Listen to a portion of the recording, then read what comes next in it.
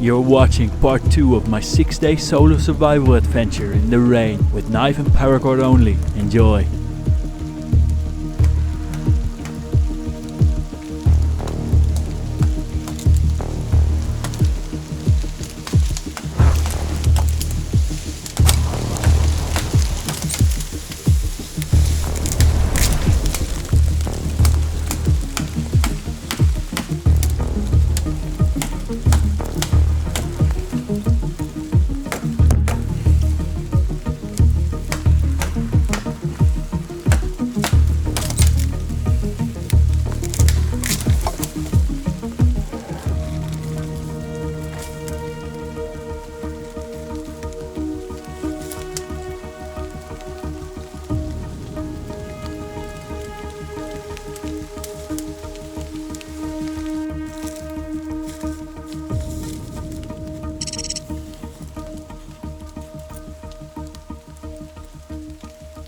Smells like alcohol. Okay, let's fill that up with some water.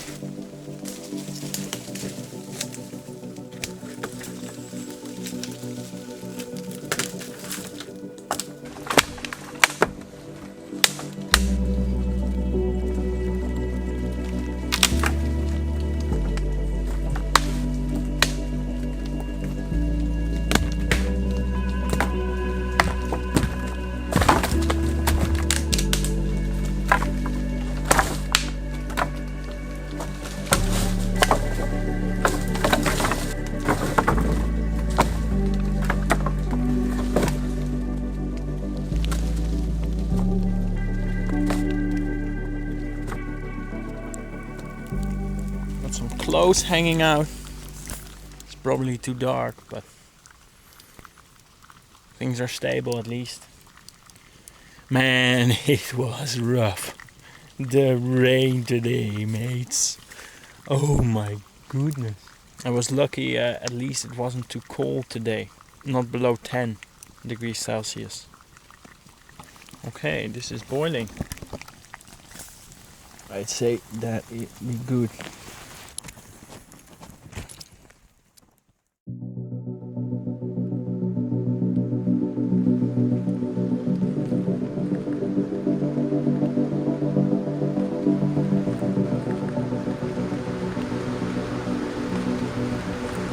It is still raining, oi oi oi, and I'm hungry. It's time to fill the belly. Yeah, it's already late, it's unfortunate, but I picked some good sleep hours in the morning, but I have a lot of work to do, so rather not sleeping late. Funny head again.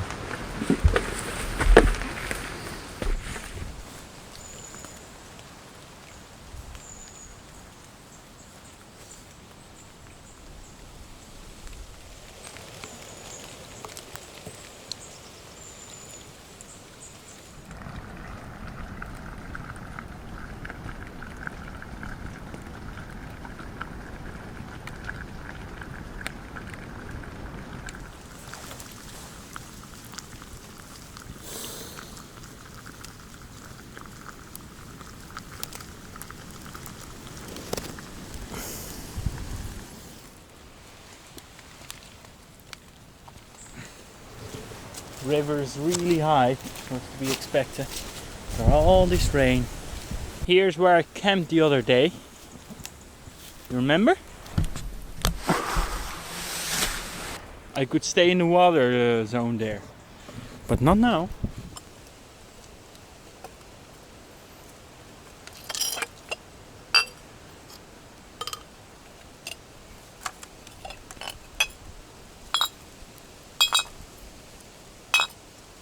It's more than 1.5 days now that I haven't eaten, and this morning for the first time I felt my energy levels have dropped significantly. It's really time for food, isn't it?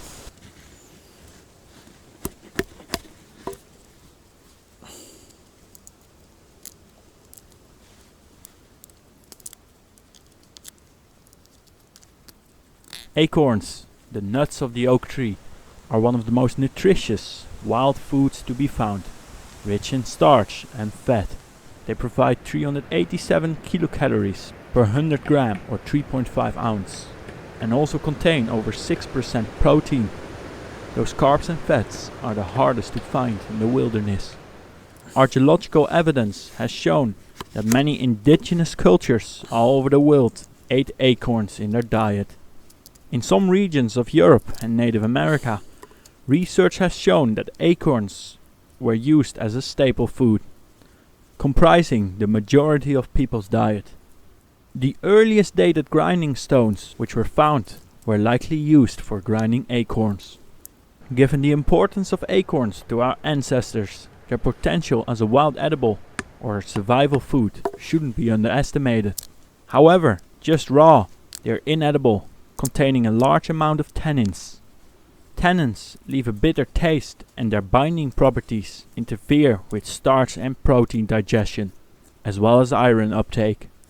Before consumption, they have to be processed and leached from their tannins to make them edible, which can be a tedious process. Processing acorns can be done in several ways. After collecting the acorns from the forest floor, they first have to be peeled from their shell. Also, their skin has to be peeled and scraped off, as it contains a lot of tannin, although for some people it seems to work to leave them on, depending on the way of processing.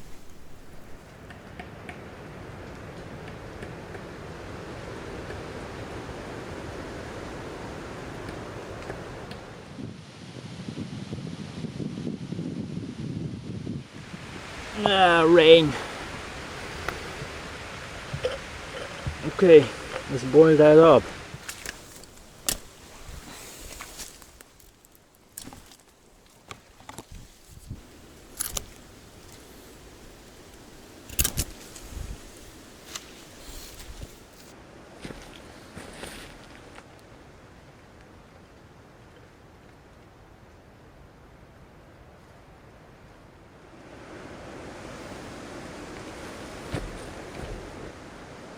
The quickest method to leach the acorns from their tannins is warm leeching.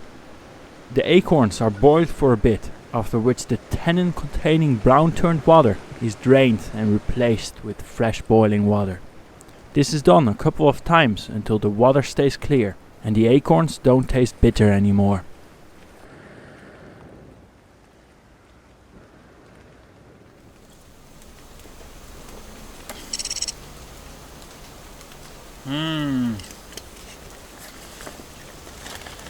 Fresh warm pine needle tea. Life starts to be good. Got my meal on the go and a tea. What do you want more? The rain keeps going. Yeah, I'd hoped to upgrade my shelter, but first of all, limit the time. Even today didn't get much done. Second of all, reed is inaccessible. You remember where I gathered that reed earlier? No way I was gonna walk there again.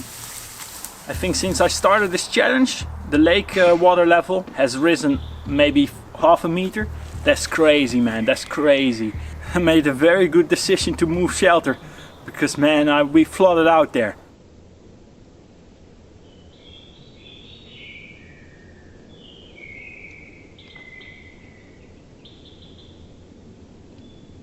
So I think I'm gonna investigate the local moss situation. We'll go for moss, but it might be tomorrow.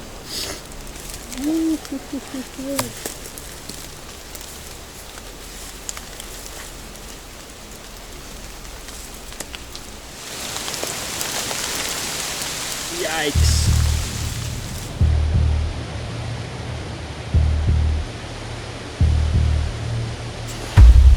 Nope, I gotta find myself a better solution for those glass. It broke. Okay, let's save the acorns. Disaster.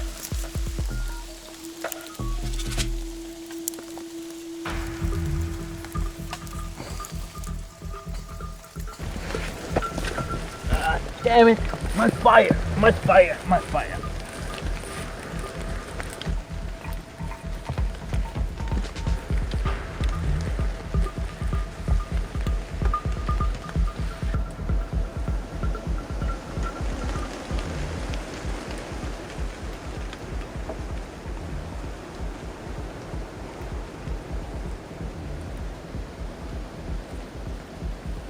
Yeah, sorry, the other battery died.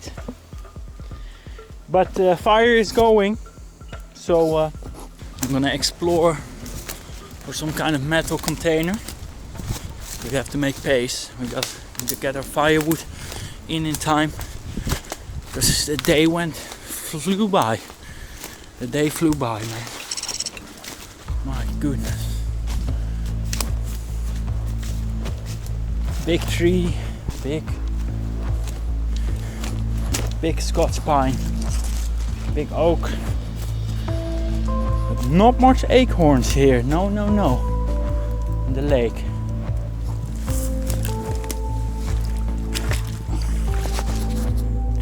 Tricky.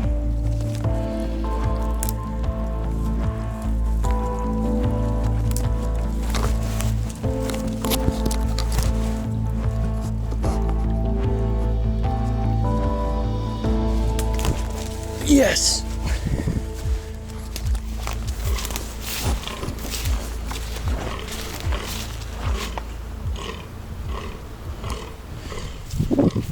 You hear what I hear?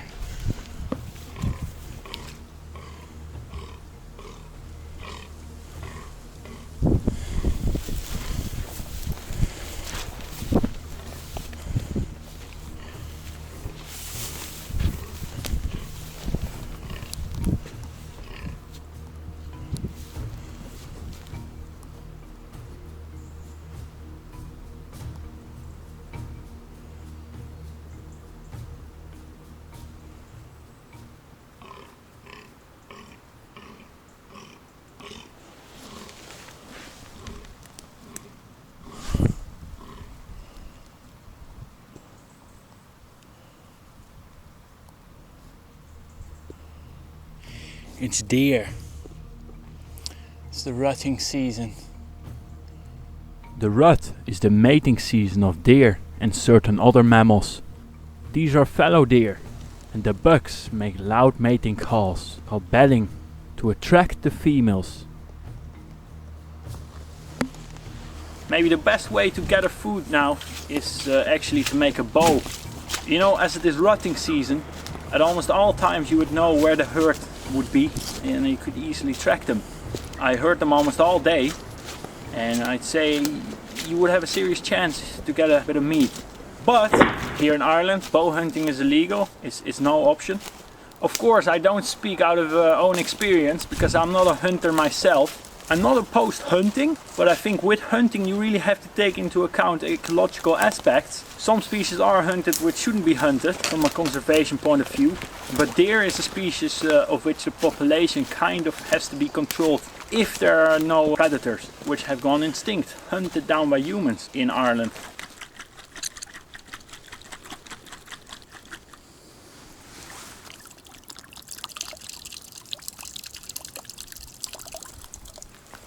Okay, what I'm gonna do is offer my shirt here. That's quite the compromise. Less layers to keep me warm, but oh well. And we're doing a method called cold leeching. Okay, I cleaned them out. I guess it's better to have them a little finer. So I only boiled my acorns one time, so there's definitely still some tannin in there. But with my glass situation, the glass breaking when boiling, I figured let's not go with all that hustle and go for this method called cold leeching. I guess we can just use one sleeve. Nothing there.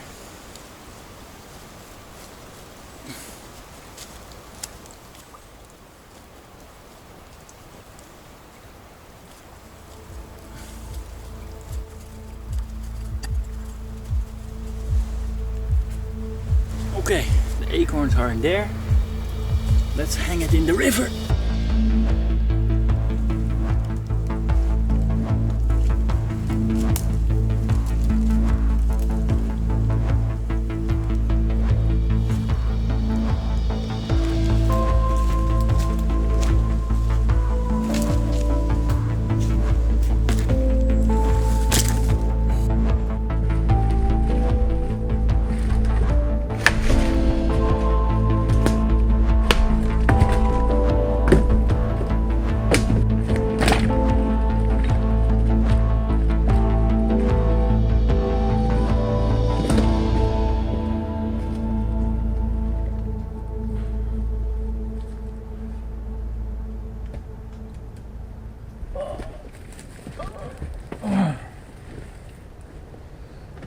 Whew.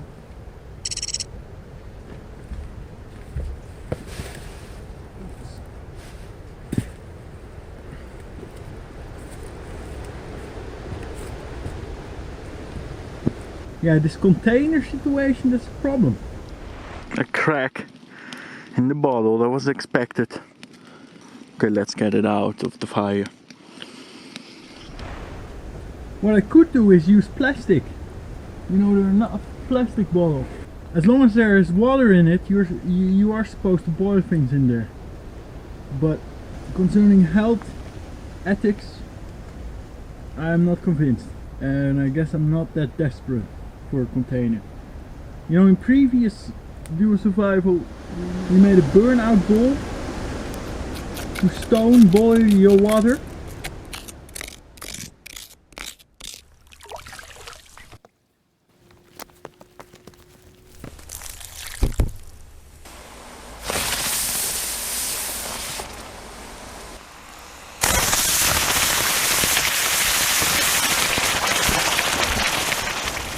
Yeah, that's great, but that's also not very efficient. It's very time intensive. So I still think glass, despite the fact that there's chance of breaking, is more time efficient. You just have to make sure you really heat them slowly. And I guess the type of bottle also makes a difference.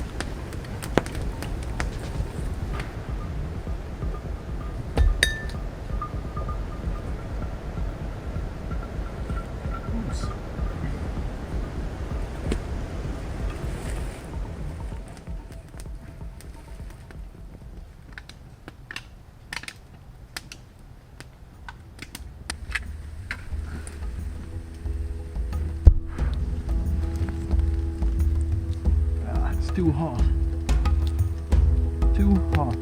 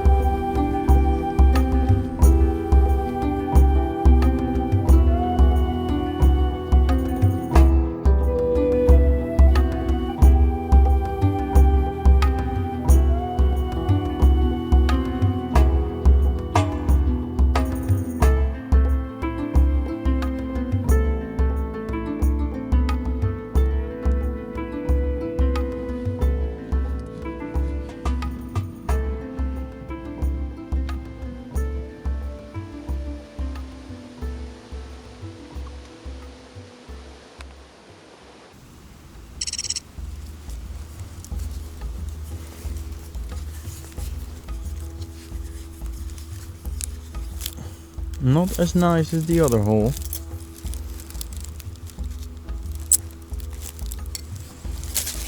But hey.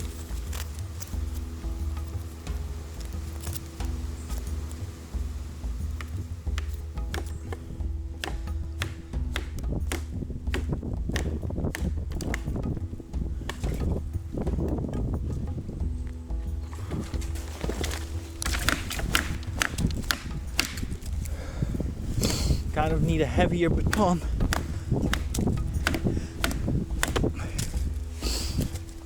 Okie dokie.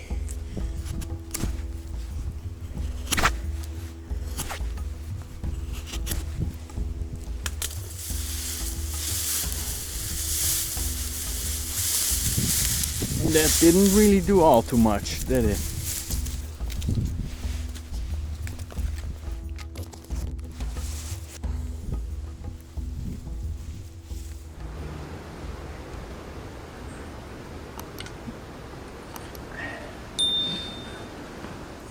So the paracord I have here is a very special one. Sneak cheats. It has fishing line in it.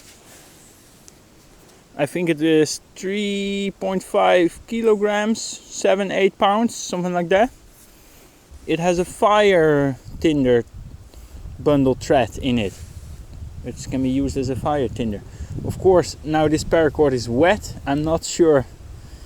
It likely doesn't work then, but let's see.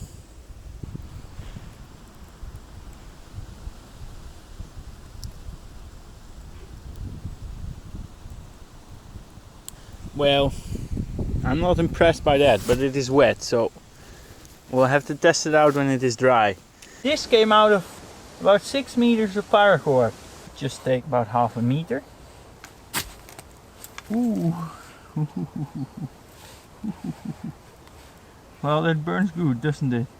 Normally I'm not really that kind of survival gadget guy, you know, but you know, this might be handy, especially the fishing line. In EDC I like to have a bit of fishing line with me, and I have paracord now, the same paracord as my bootlaces, so that can be handy. Anyways, it was sent to us from the knivesandtools.com. Can we pull this out all the way? Or better, one by one.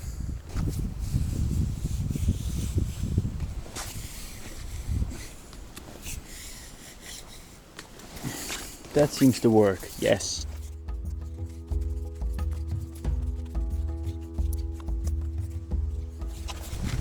Yes. Okay, this is the fire making strand. The fishing line. Let's wind that up here. Last dual survival. We didn't bring any fishing equipment. We used only primitive material which we made in the bush. But now with me being alone and this time of the year, making all of this primitive fishing cordage and hooks and traps, really time consuming. And with those primitive fishing methods, your likelihood of catching something drops down. Do not make it too hard for myself. Ow, ow, ow. I at least brought some this paracord and a few hooks. And some secret needy tricks in the back here, but that's for later.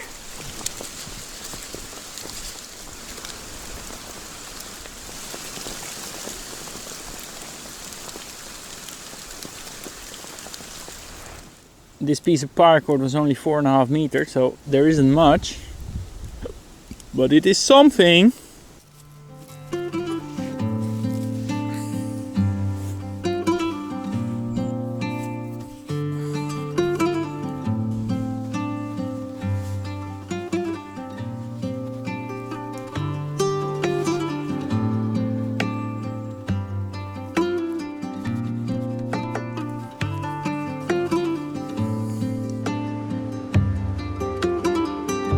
I didn't assemble fishing line on this hobo reel, but just used the inner paracord strand, as this lure could potentially catch a pike, and I thought they will be less likely to bite through this than actual fishing line.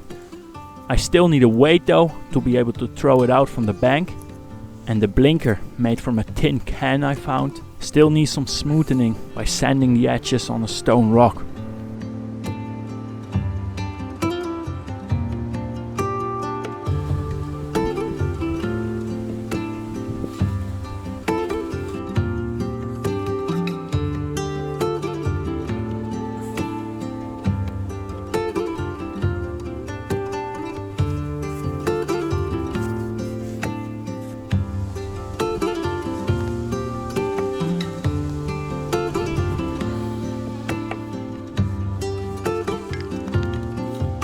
With loops I connected a fishing line leader with hook to the paracord strand main line on my second hobo reel.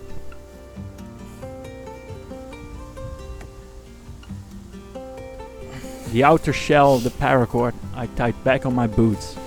Just the paracord shell functions actually as a way better, more flexible bootlace than using the paracord as a wall. Yeah, hobo reels are made. One with a lure and one for worms with a float. Still needs a weight, but I'll have to look for a little stone. Acorns. And in the afternoon, towards the evening, will be fishing time.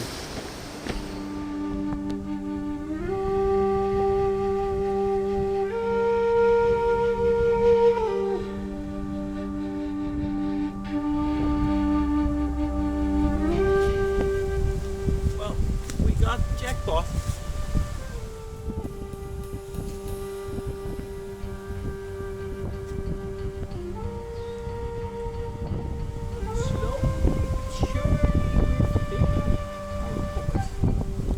Yeah, crazy how little acorns I could find for the amount of efforts I did looking for them. In other years you'd be scooping them up from the forest floor if you have a good year.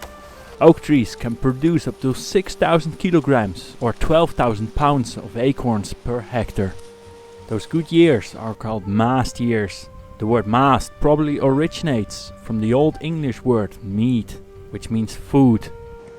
During the mast years, our ancestors might have collected and stored acorns for a few years ahead to account for the bad years with limited production.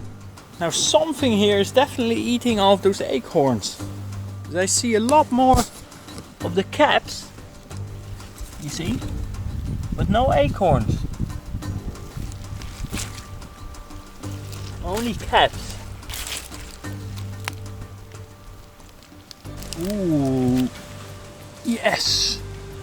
Here behind my camp, just at my camp, I'm finding the most so far. So these acorns had fallen during this windy day here, and I think it's obvious why there were only acorns laying around my camp. Because with me being here, it's the only place in the whole forest where the wildlife hasn't been today. And everywhere else in the forest I go, under those oak trees, they have been there already today, before me. Many wildlife species such as deer, squirrels and jays eat acorns. The amount of acorns that are produced in a certain year, especially the bad years, can have a significant effect on the wildlife population, as many of these species are quite dependent on acorns to stock up on enough reserves to make it through the winter. With this being such a bad year for nuts and fruits in the forest, the wildlife will have a hard time this winter, and I'm definitely not gonna help that now with competing here for resources. Yeah, the battle is on, folks. I'm not proud to be part of it, but this is survival reality now. It's gonna be me against the squirrels. Who will make it through the winter? Is it Julius or is it the squirrels who gather enough acorns? See it on the Smooth Gefixt Friday. Enough of that. Okay folks, time for a little expedition. Exploring for food sources. See you on part 3, where we're really gonna up the food game. Fishing, acorns and other forest edibles and more coming on. Holy moly. Also check out the first episode and check out our other survival challenges or bushcraft content.